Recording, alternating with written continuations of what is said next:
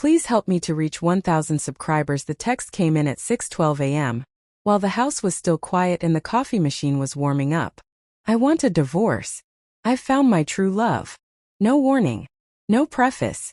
Just those 8 words glowing on my phone like a wound that wouldn't stop bleeding. For a moment, I honestly thought it was meant for someone else. A mistake. 15 years of marriage doesn't end in a sentence that short. 15 years has weight. Anniversaries, hospital rooms, inside jokes, fights that end in silence and forgiveness. You don't erase that with a text before sunrise. My hand shook as I typed back. What are you talking about? She didn't reply. Instead, I heard the shower turn on upstairs. That's how it began. Looking back, the signs had been there, quiet but persistent. Missed calls she explained away with work meetings. Her phone always face down now. Screen locked with a new password she said was, just for security. A smile that showed up when she was texting, but disappeared when she looked at me. I told myself I was paranoid. That marriages go through phases. That love doesn't always look loud. But love also doesn't feel like being slowly erased. She started staying late at work more often. When I asked how her day was, her answers were vague, rehearsed.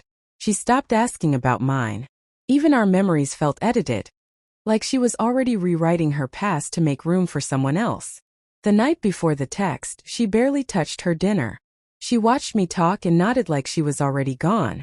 I remember thinking she's looking at me like a stranger. I just didn't know she had already chosen one. That afternoon I found the messages by accident, or maybe fate finally got tired of my denial. Her old tablet was in the drawer, still logged into everything. I wasn't searching for proof. I was looking for reassurance. Something to tell me I was wrong. Instead I saw his name. Hundreds of messages. Inside jokes. Late-night confessions. Plans. The word love typed out freely, casually. Like it hadn't been sacred to us once. She wrote to him. I've never felt this alive. And about me? He's a good man. Just not my soulmate. Good man. As if that was the problem. I sat on the floor with that tablet in my hands, feeling like my chest was collapsing inward. Every memory replayed itself with a new meaning. Every laugh, every "I'm tired tonight." Every excuse, it all lined up. I didn't cry. I couldn't. My body went numb like it knew tears wouldn't be enough. That evening she finally said it out loud. I didn't plan this, she told me, sitting across the table, hands folded neatly. It just happened. He understands me. This is real love. I asked her how long. She hesitated. That pause hurt more than the answer. 6 months. 6 months of lying. Of coming home to me after pouring her heart into someone else. I'm not trying to hurt you, she added quickly. I just want to be honest now. Honest.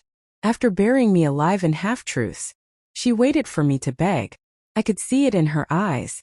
She expected anger, desperation, maybe promises to change. What she didn't expect was my response. I took a deep breath and said quietly, then I won't stand in your way. She blinked. What? If you believe this is true love, I continued, my voice steady despite the storm inside me, then you should go. I won't compete with someone who needed secrecy to win you. Her confidence cracked. You're just okay with this? No, I said. I'm devastated. But I still respect myself. That's when she started crying. Not because she loved me, but because I didn't collapse the way she imagined. I told her I wouldn't fight for someone who already chose to leave.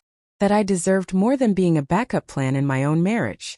She kept saying, I didn't mean to hurt you. As if intention mattered more than impact. The days after were quiet in a way that felt unnatural. The house echoed. Every corner held a memory that now stung. I mourned not just her, but the version of us I thought was real. Some nights I missed her. Other nights I missed who I believed she was. But slowly something else grew beneath the pain. Clarity. Love that needs lies to survive isn't love. It's escape. And I wasn't going to chase someone who found true love by betraying the person who stood by her for 15 years. When she moved out, she hugged me like she wanted forgiveness without accountability. I didn't give it. I gave her space. And I gave myself something I hadn't realized I'd lost, my dignity. I don't know if her new love will last. That's not my story anymore. Mine is about learning that self-respect sometimes looks like letting go without screaming. about understanding that being loyal doesn't mean being blind, and about realizing that the most shocking response to betrayal isn't revenge. It's walking away with your head held high, even when your heart is breaking.